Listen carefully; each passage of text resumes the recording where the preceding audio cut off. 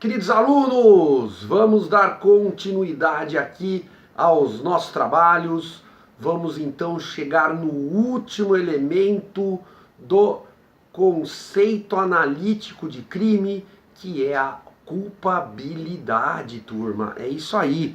Se você está me acompanhando desde o começo, nós já estamos na aula de número 9 de revisão de direito penal parte geral, aonde estamos estudando a teoria do crime. Então nós já vimos o conceito analítico de crime. Crime é todo fato típico, antijurídico e culpável. Então nessa aula de número 9, nós vamos começar e, se Deus quiser, terminar rapidamente aqui a revisão sobre a culpabilidade. Então vamos lá.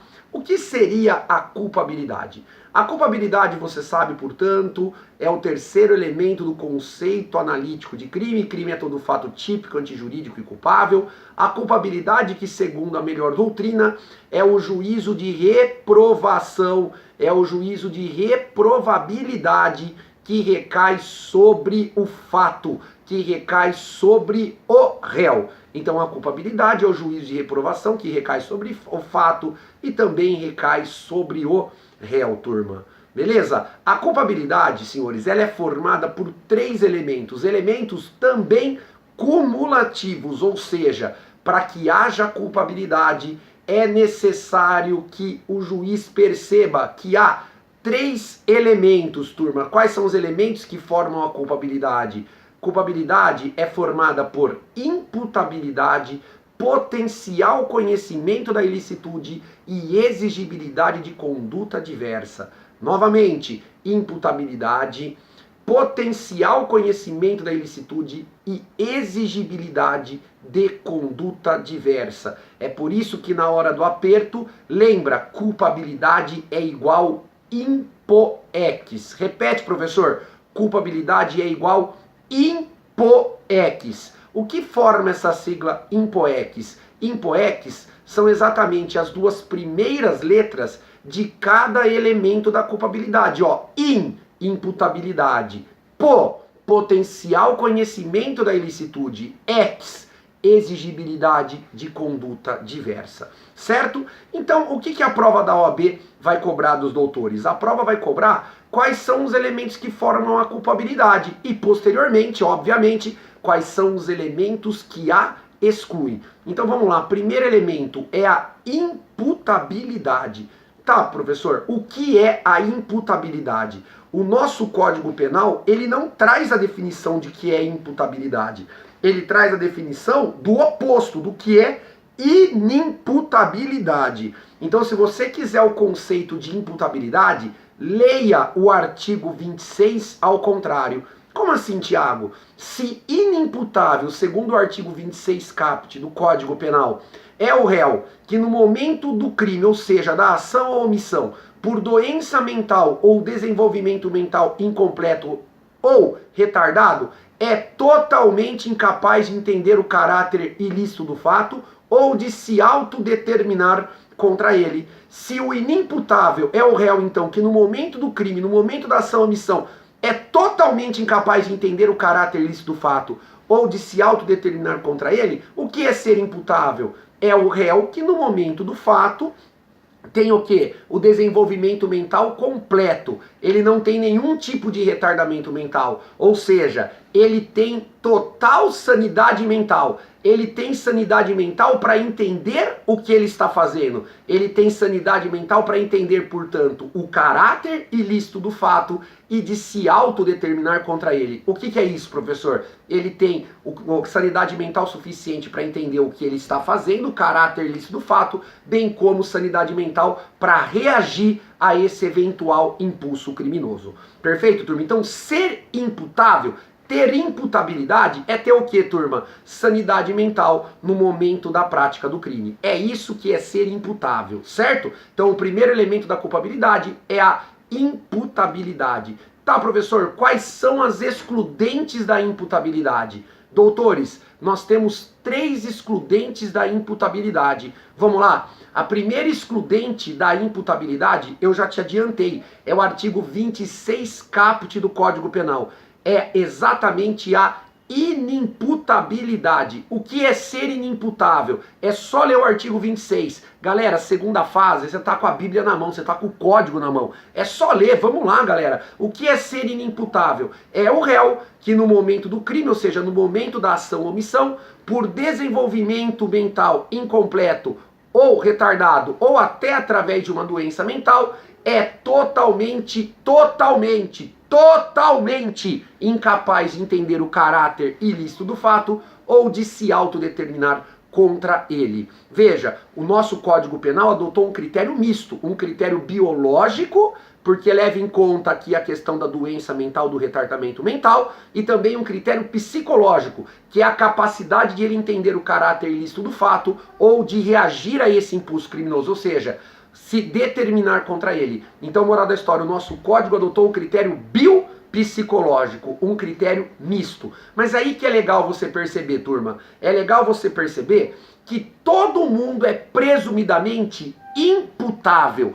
A inimputabilidade deve ser comprovada. Logo, quando o advogado alega que o réu é inimputável, essa presunção é absoluta ou relativa? Ela é uma presunção relativa. É uma presunção, portanto, que depende de prova pericial, que depende de laudo pericial. E se o perito atestar que o réu, no momento do crime, de fato, era inimputável, o juiz condena ou absolve o réu? O juiz absolve. Mas que tipo de absolvição? Uma absolvição imprópria. Tiago, o que é uma absolvição imprópria? A absolvição imprópria é aquela que, embora absolvido, o réu vai sofrer uma sanção penal. Qual sanção penal? As famosas medidas de segurança. E eu sempre alerto para vocês que desde, senhores, do ano passado, a medida de segurança tem prazo máximo. Qual é o prazo máximo segundo súmula do STJ?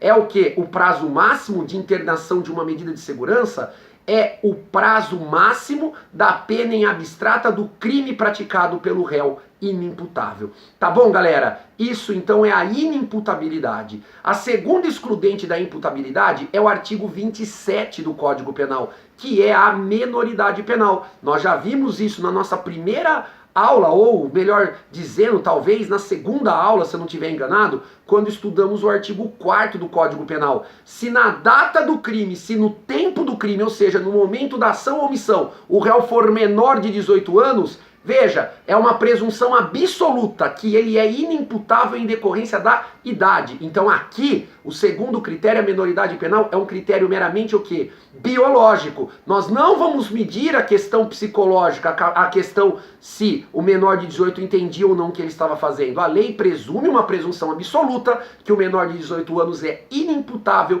em decorrência da idade. Logo, o menor de 18 anos não pratica crime, ele pratica, na verdade, ato infracional. E se for adolescente, você sabe que ele não recebe pena, ele recebe apenas o que? Medida socioeducativa ou medida de proteção. A criança, o menor de 12 anos, também pratica ato infracional, embora só possa sofrer o que, senhores? Medida de proteção, lá do artigo 101 do Estatuto da Criança e Adolescente. Criança não sofre medida socioeducativa, tá bom? A última excludente de imputabilidade é o artigo 28, parágrafo 1º do Código Penal. É a famosa embriaguez completa e involuntária decorrente de caso fortuito ou força maior. Então a última excludente da imputabilidade, embriaguez completa e involuntária decorrente de, o que, senhores? De caso fortuito ou força maior. Tiago, você está falando sério? A embriaguez absolve? Sim.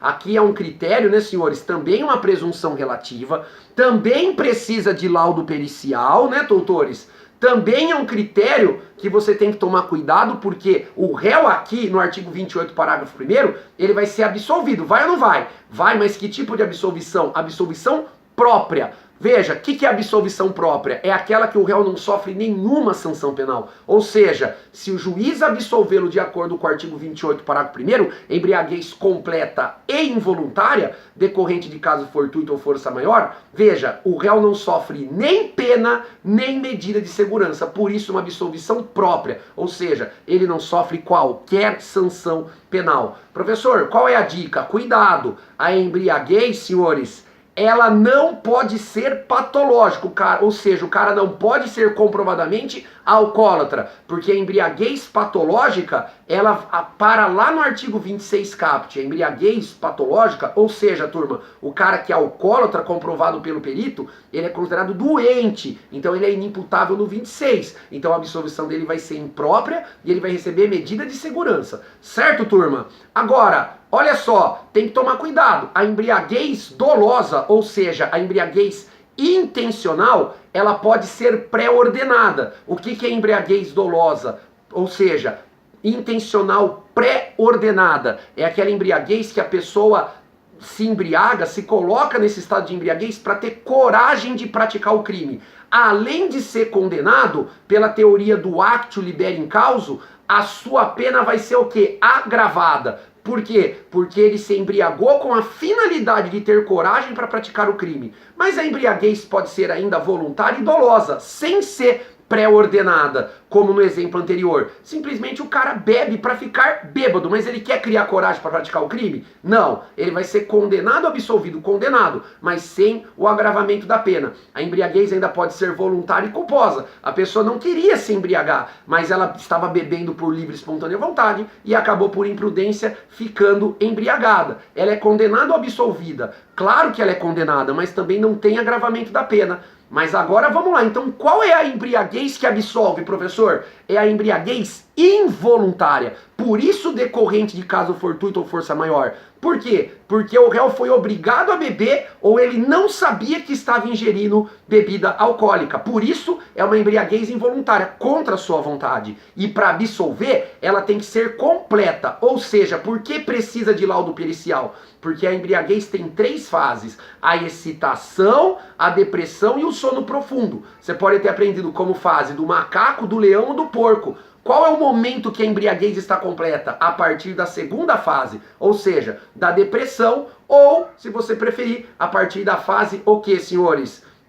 A partir da fase do leão, turma, beleza? Por quê? Porque é na segunda fase da embriaguez que ela é considerada completa. Se o perito atestar que, embora a embriaguez fosse involuntária, mas ela estava na primeira fase, daqui a pouco nós veremos que ela não absolve. É o artigo 28, parágrafo 2º, embora gere a redução de pena, tá bom? Então o primeiro elemento da culpabilidade é a imputabilidade, que é excluída pela inimputabilidade 26 caput, pela menoridade penal, artigo 27, e pela embriaguez completa e involuntária decorrente de caso fortuito ou força maior, artigo 28, parágrafo 1º do Código Penal. Lembra, não absolve, mas reduz a pena. Primeiro lugar, a semi-imputabilidade. Semi-imputabilidade, artigo 26, parágrafo 1º único do Código Penal, a semi-imputabilidade, artigo 26, parágrafo único do Código Penal. É o réu que no momento do crime, ou seja, no momento da ação ou omissão, por doença mental ou desenvolvimento mental incompleto ou retardado, é parcialmente incapaz.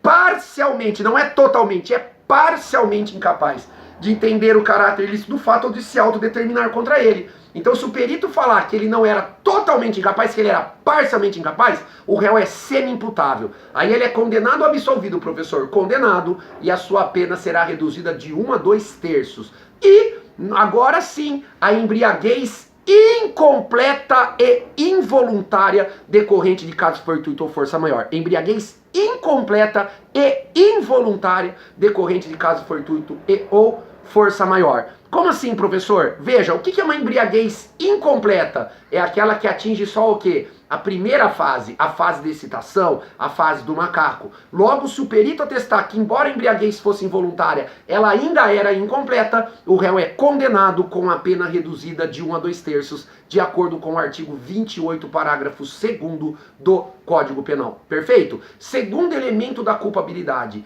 é o potencial conhecimento da ilicitude. Tiago, o que é o potencial conhecimento da ilicitude? É a capacidade cultural do réu entender a norma jurídica. É a capacidade cultural cultural do réu entender a norma jurídica. Veja, senhores, nós já vimos que o réu tem sanidade mental. Agora a gente vai ver se ele tem capacidade cultural para entender a norma jurídica, certo? Veja, turma, observa só. O que exclui o potencial conhecimento da ilicitude? Porque todos, presumidamente, têm potencial conhecimento de entender a norma jurídica.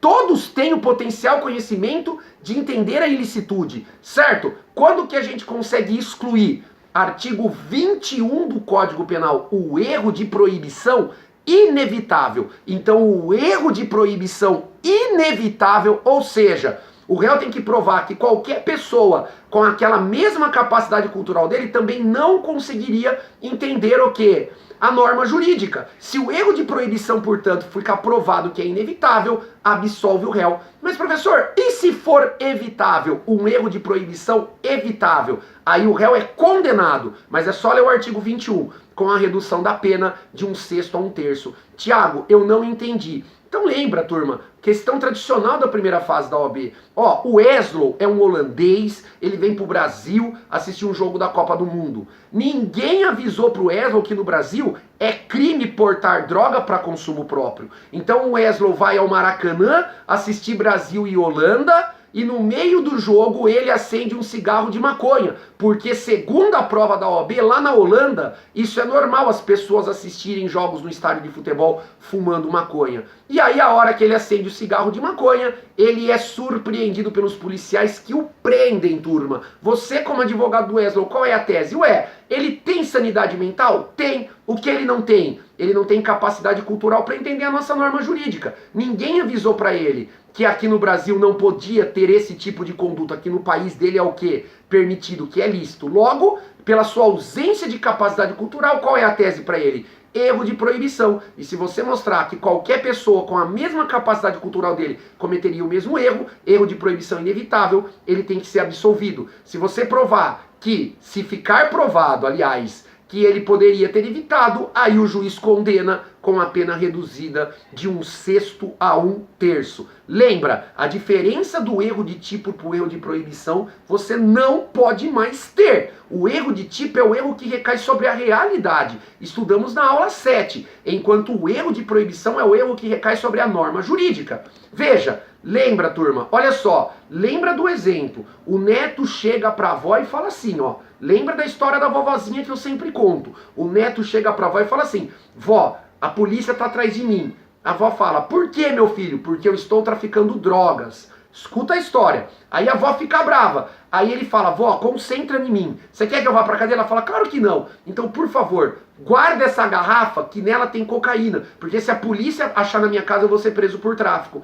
Aí a avó guarda. Por que a avó guarda? Porque a avó acha que traficante é só quem vende. A avó não sabe que traficante também é quem tem em depósito. Aí a polícia recebe a denúncia que o neto guarda a droga na casa da avó para fazer a venda, certo? E aí a polícia prende a avó por tráfico de drogas, a famosa vovó do tráfico. Qual é a tese para ela? É erro de tipo ou erro de proibição? Para o vídeo e pensa. Voltou? Aqui, senhores, a resposta é muito simples. O erro é de proibição. A avó sabe que na garrafa tem droga? Sabe. O que ela não sabe? Que quem guarda a droga também pratica o tráfico. Logo, ela não tem capacidade cultural para entender a norma jurídica. Qual é a tese para ela? Erro de proibição. É diferente o neto falar para ela, vó, guarda essa garrafa, o que tem dentro é açúcar. Aí a avó fala, tudo bem, filho, guarda essa garrafa de açúcar. E aí a avó está guardando a garrafa, acreditando que dentro da garrafa é o quê, turma? Açúcar. Mas na verdade o que tem na garrafa? Cocaína. A polícia chega, pega a garrafa e descobre que tem cocaína, prende a avó por tráfico de drogas. Qual é a tese para a avó? Ela conhecia a realidade? Não. Ela achou que dentro da garrafa tinha o quê? Açúcar, mas quando tinha na verdade cocaína. O erro da realidade, o que você vai alegar para a avó? É erro de tipo ou erro de proibição? O erro da avó agora é erro de tipo, porque ela errou sobre a realidade. Tá bom, galera? E o último elemento da culpabilidade é a exigibilidade de conduta diversa. Ora bola, senhores, nós já vimos que o réu tem que ser imputável, ou seja, tem que sanidade mental, tem que ter sanidade mental. Nós já vimos que o réu tem que ter potencial conhecimento e ilicitude, ou seja, o réu tem que ter a capacidade cultural de entender a norma jurídica. E agora nós vamos ver, naquele caso concreto, era possível exigir do réu uma conduta diferente? Ou seja, é possível você exigir dele a famosa exigibilidade de conduta diversa, de conduta diferente? Se você falar que sim, acabou. O crime está completo, o fato é típico, jurídico culpável, o réu tem que ser condenado. Se você falar, não, nesse caso era impossível exigir do réu uma conduta diferente da que ele teve, então ele tem que ser absolvido. Tá, professor? Quais são as excludentes da exigibilidade de conduta diversa? Elas estão no artigo 22 do Código Penal. A coação moral irresistível, lembra? A coação moral irresistível exclui a culpabilidade. A física, o fato típico. A moral, a culpabilidade. Por quê, senhores? Coação moral irresistível exclui a exigibilidade de conduta diversa. E também, além da coação moral irresistível, o cumprimento de ordem não manifestadamente ilegal de superior hierárquico. Vou repetir. Cumprimento de ordem não. Cumprimento de ordem não.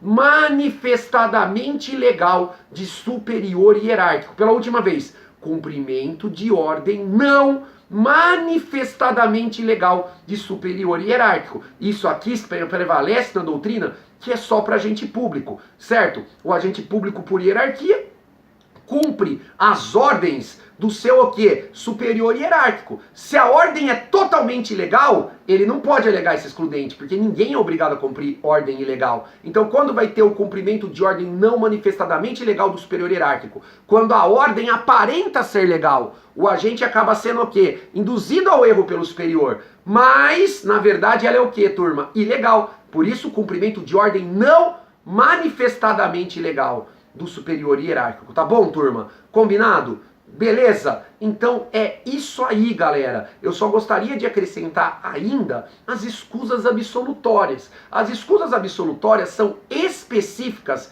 de crimes patrimoniais. Elas estão no artigo 181, 182 e 183 do Código Penal. Escusa absolutória, senhores. Primeiro requisito para você poder alugar a escusa absolutória para absolver o seu cliente. Porque está escrito lá, ó, é isento de pena. E se é isento de pena, prevalece na doutrina que também seria uma causa aqui de exclusão da culpabilidade. Então vamos lá, senhores, olha só, as escusas absolutórias. Primeiro lugar, os crimes têm que ser patrimoniais. Segundo lugar, os crimes patrimoniais que não tenham violência ou grave ameaça contra a pessoa. Ou seja, furto, estelionato, receptação, apropriação indébita. Agora, pode no roubo? Não, porque tem violência ou grave ameaça. Pode na extorsão? Na extorsão mediante sequestro? Não, porque embora patrimoniais, são crimes que possuem violência ou grave ameaça contra a pessoa. Então, escusa absolutória tem que ser crime patrimonial. Segundo requisito, que não tenha violência ou grave ameaça contra a pessoa. Terceiro requisito, que seja praticado entre ascendente ou descendente, ou seja, o pai que furta o filho que furta o pai, ou seja, ascendente e descendente, ou entre cônjuges, ou seja, marido e mulher, durante a sociedade conjugal, ou seja, durante o casamento, senhores. Veja, se o filho subtrai o pai, ou o marido subtrai a mulher, certo? Crime patrimonial que não tem violência ou grave ameaça, você alega para ele a escusa absolutória. A pegadinha está aqui. A vítima não pode ser maior de 60 anos. Uma alteração já bem antiga, incluída aí no Código Penal pelo Estatuto do Idoso, salvo melhor juízo. Então, se a vítima for maior de 60 anos, por mais que seja o filho contra o pai, por mais que o crime seja patrimonial e não tenha violência ou grave ameaça, não cabe mais escusa absolutória, perfeito? Então, escusa absolutória somente em crime patrimonial, que não tenha violência ou grave ameaça contra a pessoa, que seja entre ascendente e descendente, ou entre cônjuges durante a sociedade conjugal, e que a vítima não seja maior de 60 anos. Se a vítima for maior de 60 anos, você não poderá alegar para o seu cliente escusa absolutória. É isso aí, galera. Vamos junto, agora sim a gente está pronto para começar a aprofundar, a desenvolver as questões de forma mais completa, com mais conhecimento do direito penal e principalmente para dar show aí no desenvolvimento do direito das peças. Continue estudando, não desiste nunca, só não passe quem desiste. Fiquem com Deus e tchau!